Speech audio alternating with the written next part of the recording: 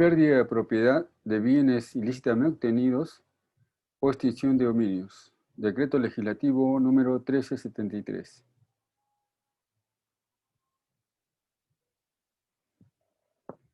La forma como personas que no registran grandes cualidades económicas o no provienen de familias pudientes y sin embargo aparecen como personas millonarias de la mañana a la noche, sin poderse justificar dicha fortuna en su actividad laboral o empresarial, ha llevado a sospechar lo que en el rumor o tradición urbana se sabe, pero no se puede probar, que la riqueza económica de dichas personas proviene de alguna actividad ilícita, ya sea esta lavado de activos, delitos contra la administración pública, como enriquecimiento ilícito, peculado, malversación, cohecho o cualquier otro tipo delictivo que genere enriquecimiento del sujeto. Los capitales así obtenidos son escondidos o lavados, y la riqueza en bienes muebles e inmuebles de los sujetos delictivos se quedan en posesión de los mismos de muchas formas, a través de sus testaferros, compraventa de muebles e inmuebles, inserción en la banca, disposición de capitales en empresas, etc. Lo fenomenológico de aquello es que ni siquiera descubrir a los delincuentes de esta naturaleza, así como su castigo penal, logran que los capitales ilícitos reviertan al Estado o a los agraviados, sino que se quedan en poder de los delincuentes a través de mecanismos sorprendentes e innovativos, siendo que los delincuentes prefieren incluso purgar carcelería por unos años y luego salir a disfrutar de los capitales ilícitos obtenidos. Esto ha llevado a desarrollar normatividad para evitar y sancionar aquello, ya no en el sujeto delictivo, sino en sus bienes obtenidos ilícitamente, a fin de recuperarlos para el Estado y desincentivar este tipo de ilícitos. Así nació la tipificación del delito de extinción de dominio o pérdida de la propiedad de bienes ilícitos, a través del decreto legislativo número 1373. A continuación, algunos presupuestos de la norma. 1. Presupuesto. 1. Decomiso de los productos de la delincuencia organizada. Teresa Aguado Correa, profesora titular de Derecho Penal en la Universidad de Sevilla, en un artículo denominado Decomiso de los productos de la delincuencia organizada, escribía que el delito no resulte provechoso económicamente. El decomiso y la recuperación de bienes de origen delictivo constituyen herramientas muy eficaces de lucha contra la delincuencia organizada, que se mueve esencialmente por el afán de lucro. El decomiso impide, en efecto, que estos fondos puedan utilizarse para financiar otras actividades ilícitas, minar la confianza en los sistemas financieros y corromper la sociedad legítima. Al incidir en el principio de que el delito no resulte provechoso, ejerce un efecto disuasivo o disuasorio, que puede contribuir a reducir la influencia de modelos negativos en las comunidades locales. En algunos casos, las medidas de decomiso permiten apuntar específicamente a los responsables de las organizaciones delictivas que solo en contadas ocasiones son investigadas y procesados. El decomiso sería una forma de desincentivar la actividad ilícita, pero su efecto directo es recuperar lo apropiado mediante actos delictivos. Así también, en la comunicación al Parlamento Europeo y al Consejo, productos de la delincuencia organizada, garantizar el delito no resulta provechoso. La Comisión concluyó: luchar eficazmente contra el delito significa golpear a los delincuentes donde más les duele. El decomiso y la recuperación de los productos del delito afectan a sus recursos y constituyen un capítulo esencial de la estrategia de la Unión Europea en materia de lucha contra el delito financiero. Se debería seguir trabajando para poner de relieve la importancia del decomiso como uno de los medios más eficaces para luchar contra la delincuencia organizada. La idea central expuesta en la siguiente frase, que el delito no resulte provechoso económicamente, lo que significa que la norma pretende atacar aquello que propulsa en sí al delincuente, la riqueza y su aprovechamiento. Si la riqueza no puede ser aprovechada, entonces se desestimulará la acción delictiva. Este sistema debe ir más allá de sancionar al delincuente económico para recuperar dichos capitales. El decomiso de dichos bienes funciona muy bien como mecanismo para anular la capacidad económica del delincuente y para enfrentarlo con una nueva realidad, la de que el capital mal habido revertirá tarde o temprano al Estado y a sus víctimas. 2. Decomiso sin condena o decomiso civil. Esta figura tiene una especial consideración como método contra la delincuencia y la corrupción, porque para el decomiso no se necesita que exista una condena previa al delincuente y recién allí poder decomisar sus bienes o productos de su actividad ilícita, sino que puede haber un decomiso sin necesidad de condena, a lo que se ha denominado decomiso civil. Así, el comiso de activos sin condena penal es una herramienta considerada fundamental para la recuperación de los productos y los instrumentos de la delincuencia. El comiso de activos sin condena penal se erige en herramienta de primer orden para recuperar los productos e instrumentos de la corrupción. Se trata de un mecanismo legal que prevé el control, la captura y comiso de los activos robados sin la necesidad de una condena penal. Puede llegar a ser esencial para la recuperación de activos en los casos en los que el sujeto está muerto, se ha fugado de la jurisdicción, es inmune a la investigación o el enjuiciamiento, o es demasiado poderoso para enjuiciarlo. Las condiciones específicas de esta norma prevén ciertas circunstancias específicas, como la recuperación de los caudales, activos, bienes, en casos que el delincuente o agente delictivo haya muerto. Esto significa que los herederos no podrán hacerse de aquellos dineros, activos o bienes ilícitos. Así también, la norma prevé el comiso en los casos en que el sujeto delictivo se haya fugado, como en efecto sucedido en varias ocasiones, donde los acusados por diversos delitos fugan a otros países, de donde, por ejemplo, no procede el procedimiento de extradición, por no existir convenio específico al respecto. La norma también prevé los casos de comiso de los bienes ilícitos a las personas que estén protegidos por la inmunidad política a ser investigados o enjuiciados. Es el caso de los congresistas y autoridades del mismo nivel que no pueden ser investigados, siendo que la norma habilita la posibilidad de recuperar a través del comiso los bienes obtenidos ilícitamente. El precepto dispositivo genera un sistema de lucha contra la corrupción muy poderoso que elimina los bloques o resistencias legales, políticas, reales, que pudieran impedir la recuperación de los bienes o activos obtenidos ilícitamente. 4. La exposición de motivos de la Ley de Extinción de Dominio. En la exposición de motivos de la Ley de Extinción de Dominio se consideran los siguientes ítems temáticos. 1. Impacto de la economía ilícita. 2. Necesidad de mejoramiento de la normativa peruana. 3. Alcance patrimonial de la extinción de dominio. 4. Autonomía procesal. 5. Reserva de la investigación. 6. Sistema y abordaje especializados. 7. Aplicación temporal. 8. Tratamiento de bienes incautados. 9. Análisis costo-beneficio.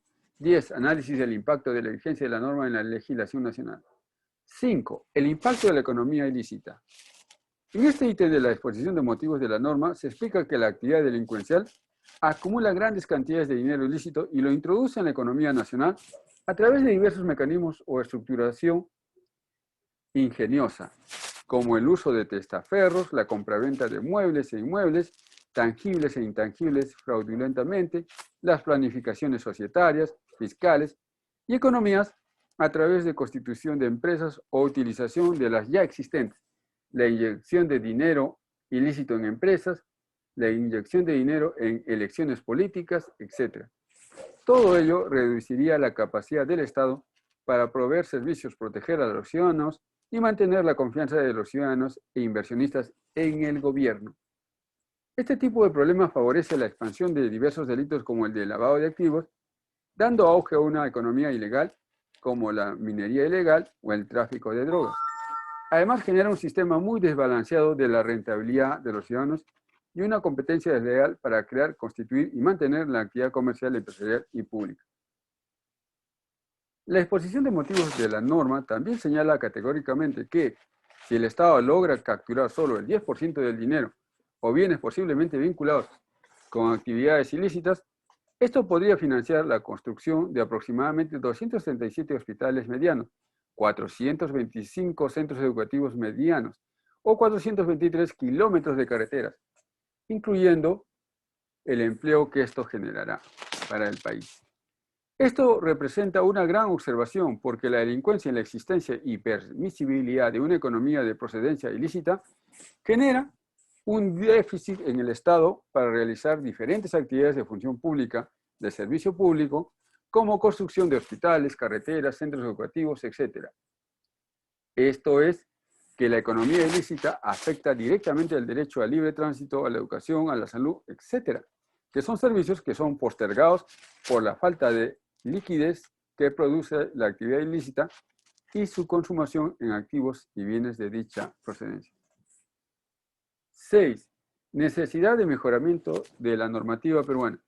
Según la exposición de motivos de la norma, para combatir los activos ilícitos se reguló primero el proceso de pérdida de dominio mediante el decreto legislativo número 992 del 22 de julio del 2007, modificado el 18 de abril del 2008 por la ley 29212, a fin de extinguir los derechos y o títulos de bienes de procedencia ilícita a favor del Estado sin contraprestación ni compensación de naturaleza alguna. Sin embargo, en el año 2010 solo había 3 investigaciones a cargo de la Fiscalía y 2 procesos a nivel judicial, lográndose solo efectivizar 6 bienes inmuebles y 3 inmuebles a nivel nacional. Posteriormente, se emitió el decreto legislativo número 1104, vigente desde el 20 de abril del 2002, modificando la norma sobre pérdida de dominio a fin de privar a los agentes del delito de los beneficios obtenidos a raíz de su actividad delincuencial, atacando el móvil lucrativo. Sin embargo, dicha norma indicaba que el inicio del proceso estaba supeditado a sentencia concluyente, es decir, dejaba dicho proceso como subsidiario. Esto era claramente una tranquera, un bloqueo a la capacidad de recuperación de bienes obtenidos ilícitamente y un golpe a la lucha contra la corrupción. Es claro remarcar que la norma no solo trata de la sanción o castigo de la delincuencia, sino de los efectos reales que produce dicha actividad delictiva, que se extiende la actividad delictiva a través de los bienes ilícitos. Es decir, una vez cometido el delito, aquel supone la cadena de nuevos delitos, como por ejemplo el lavado de activos, la inserción de dinero en capitales empresariales, así como empodera al delincuente para realizar nuevos actos delictivos porque tiene capacidad de compra de instrumentos para su actividad delincuencial, contratación de personal, capacidad o poder económico para influenciar o corromper a otros estamentos, ya sean públicos o privados. Un bien proveniente de actividad ilícita produce desequilibrio entre la capacidad adquisitiva del agente delictivo y la del ciudadano, distorsiona los parámetros del progreso individual y social, pervierte el sistema de valores ciudadanos, políticos y profesionales y empresariales de toda la sociedad porque genera un estatus paralelo al permitido por la ley, a tal grado que aquello puede convertirse en parte de folclore local, regional y nacional. Aquello indicado ha sucedido en nuestro país a un grado tan alarmante que actualmente muchas empresas se ven comprometidas con dichos ilícitos. Y es que una de las tradiciones, entre comillas, delictivas generadas, por ejemplo, ha sido la de que las empresas debían dar el 10% del diezmo para obtener concesiones, obras públicas, etc. Otro ejemplo es la consabida abundancia de postulantes a cargos públicos políticos como el Congreso, los gobiernos regionales, las municipalidades, etcétera, que han generado un sistema de nuevos ricos, no siempre sin poderse compatibilizar aquello puesto que el sueldo en dichos cargos no puede justificar aquella nueva riqueza. Los casos de Odebrecht, los videos Lavajuez o CNM Audios, etcétera, han evidenciado que la actividad delictiva se ha sistematizado a tal punto que los agentes intervinientes no necesitan acordar expresamente su participación delictiva para agenciarse de dinero ilícito, sino que cada agente se integra tácitamente en la actividad delincuencial como si fuera un acto natural o propio de las posibilidades que da el cargo público o político.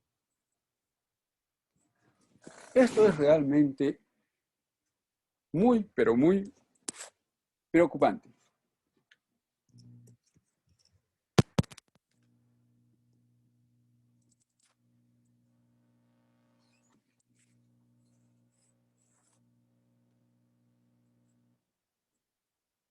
Pero Entonces entremos al punto número 7. Alcance patrimonial de la extinción de dominio. La injusticia extrema.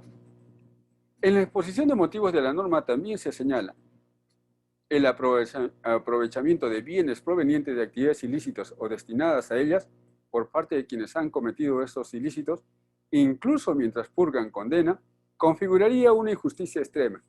Más aún, si se trata de bienes provenientes o destinados a los delitos más graves, como lo son el sicariato, el secuestro, la trata de personas, la esclavitud, la extorsión, la usurpación, la falsificación, el tráfico ilícito de drogas, la organización criminal, el terrorismo, la concusión, el peculado, el cohecho, el enriquecimiento ilícito, la defraudación tributaria, los delitos aduaneros, el lavado de activos y la minería ilegal.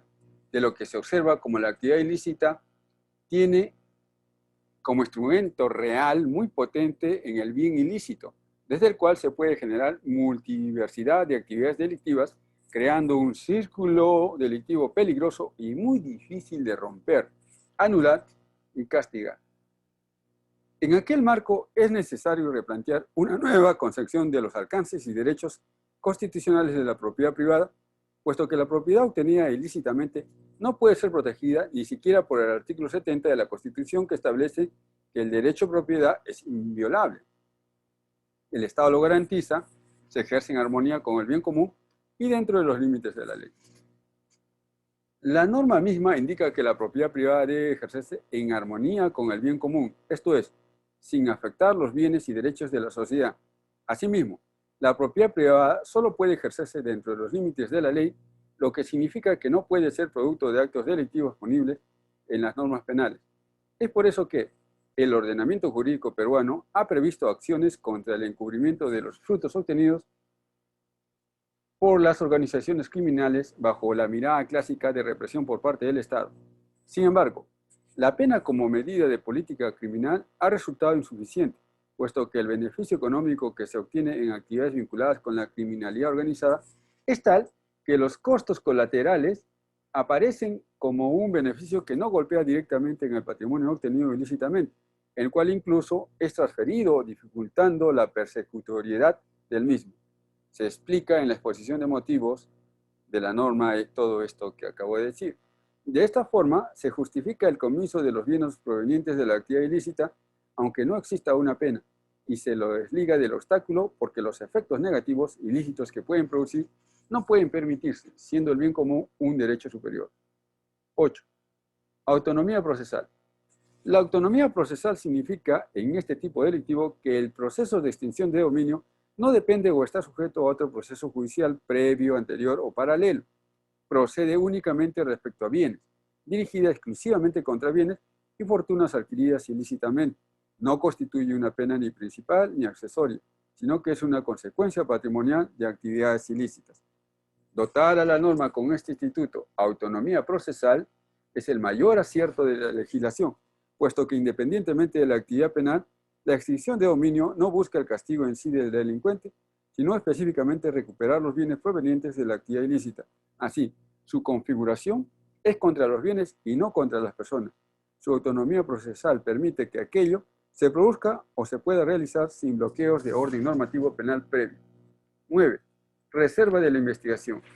En la exposición de motivos de la norma, se señala también que dicho precepto debe ser reservado en la etapa de la indagación, a fin de no prevenir al agente delictivo para proteger sus bienes y eludir la justicia. Por eso, los datos obtenidos durante la indagación son mantenidos en reserva a fin de no poner en riesgo la propia investigación y sus resultados. 10. Sistemas y abordaje especializado, por la cual se crea específicamente órganos especializados, defensa pública, fiscalía, juzgados especializados, salas especializadas en extinción de dominio. Esto tiene una correlación con la efectividad de la norma, puesto que si se lo independiza de todo otro tipo procesal, se permite un efectivo resultado, siendo necesario solo dotarlo con las personas idóneas, competentes, para llevar a cabo procesos de esta naturaleza que implican siempre un riesgo, porque se trata de recuperar bienes en poder de los supuestos delincuentes. 11. sin indemnización ni contraprestación a favor del requerido. Otro cierto de la norma sobre extinción de dominio es el hecho que el proceso se lleva a cabo como decomiso sin que pese por aquel procedimiento de recuperación de bienes o capitales ilícitos ninguna indemnización o contraprestación para sus posesionarios o titulares. Esto parece lógico, pero intuyendo la habilidad que tiene la delincuencia para manejar los criterios legales, uso de testaferros, etc., era necesario marcar una línea de acción, resultados, facultades y responsabilidades en este tipo de procesos. 2. Extinción del dominio o de dominio en la normatividad. 1. El concepto de extinción de dominio. De acuerdo con el artículo 3.10 del Decreto Legislativo número 1373, se establece 3.10. Extinción de dominio, consecuencia jurídico-patrimonial que traslada a la esfera del Estado la titularidad de los bienes que constituyen objeto, instrumento, efectos o ganancias de actividades ilícitas mediante sentencia emitida, respetando el debido proceso, sin indemnización ni contraprestación alguna a favor del requerido o tercero.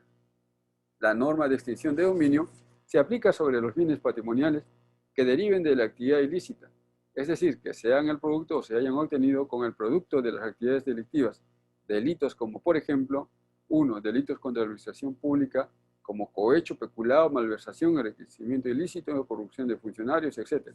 2. Delitos contra el medio ambiente. 3. Delitos de tráfico de drogas. 4. Terrorismo. 5. Secuestros. 6. Extorsión. 7. Trata de personas. 8. Lavado de activos. 9. Contrabando. 10. Defraudación aduanera. 11. Defraudación tributaria. 12. Minería ilegal. 13. Crimen organizado. 14. Otras realizadas o relacionadas a generar dinero, etc. 2. Principios generales. Los principios que rigen la norma sobre extinción de dominio se consideran: 1. Nulidad, que prescribe que todos los actos sobre bienes de origen ilícito son nulos. 2. Especialidad, por la cual se crea la especialidad de extinción de dominio y los vacíos se resuelven por su propia naturaleza. 3. Autonomía, por la cual el proceso de extinción de dominio no depende de un proceso previo o paralelo, sino es independiente y autónomo, no necesita sentencia previa. 4. Dominio de bienes, por la cual se considera que los bienes productos de actos ilícitos no tienen justo título y por lo tanto no gozan de protección sobre derechos reales, propiedad, posesión, etc. 5. Aplicación en el tiempo, principio por el cual la norma se aplica a todos los hechos conocidos sin importar si hubieran ocurrido anteriormente a su promulgación. 6. Tutela jurisdiccional y debido proceso, por la cual se respeta el debido proceso, el derecho a la defensa, prueba, doble instancia, tutela jurisdiccional, contenidos en el artículo 139, inciso 3 de la Constitución. 7. Publicidad, por la cual las indagaciones son reservadas y la publicidad del proceso solo se da a partir de la notificación del auto que admite la demanda o desde la materialización de las medidas cautelares. 8. Cosa juzgada, que es aplicable a la extinción de dominio si se cumple con la identidad de sujeto, objeto y fundamento. 9. Carga de la prueba, por la cual es el fiscal quien ofrece las pruebas o indicios concurrentes y razonables del origen o destino ilícito del bien, pero admitida la demanda, el requerido debe demostrar el origen o destino ilícito o lícito de sus bienes.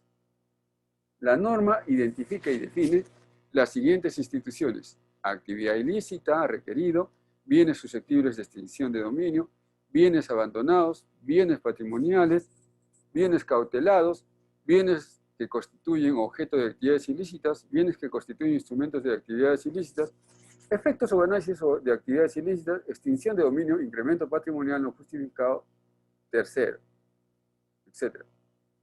3. Finalidad.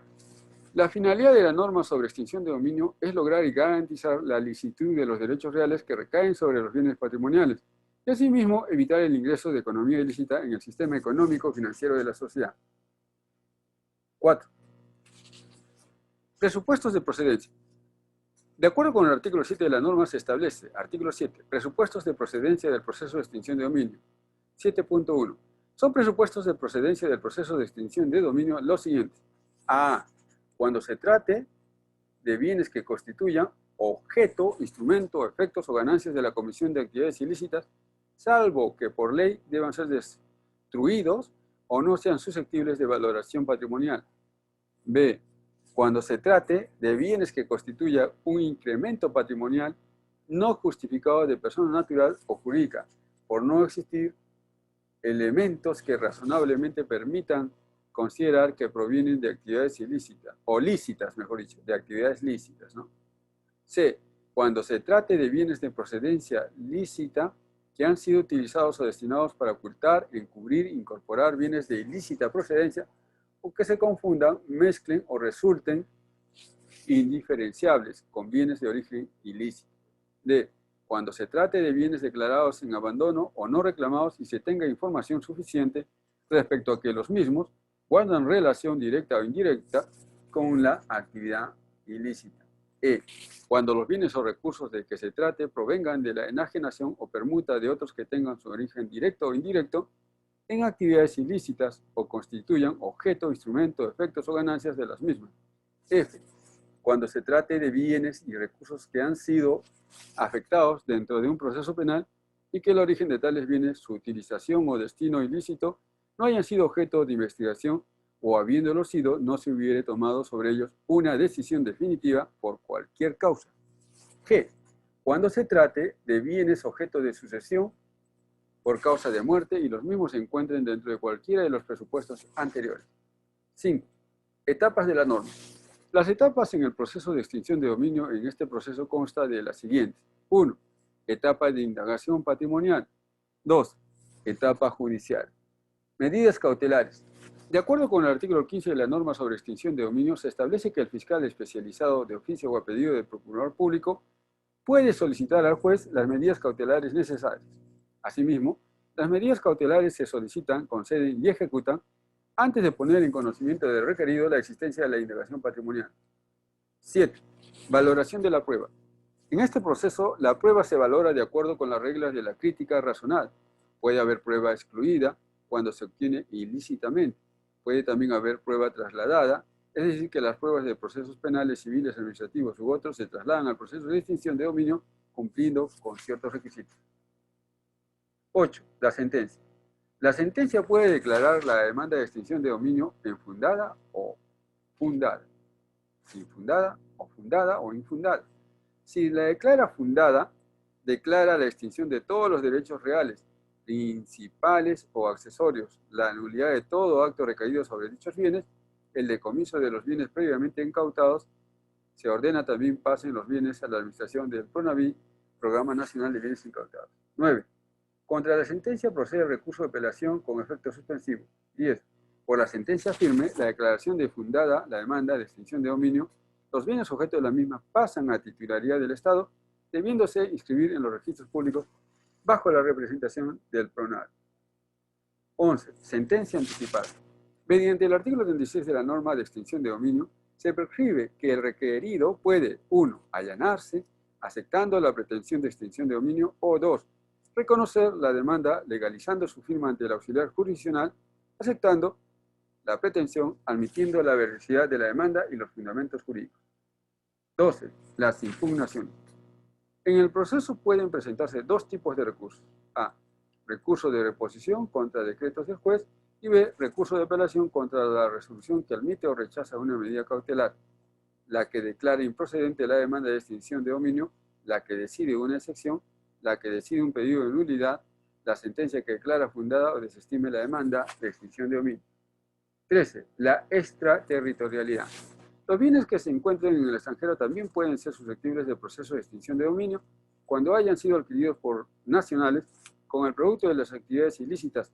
Así también, el proceso de extinción de dominio también procede contra bienes en territorio nacional si son producto de actividades ilícitas o condenas proferidas en el extranjero. Lo dejamos por el momento por allí.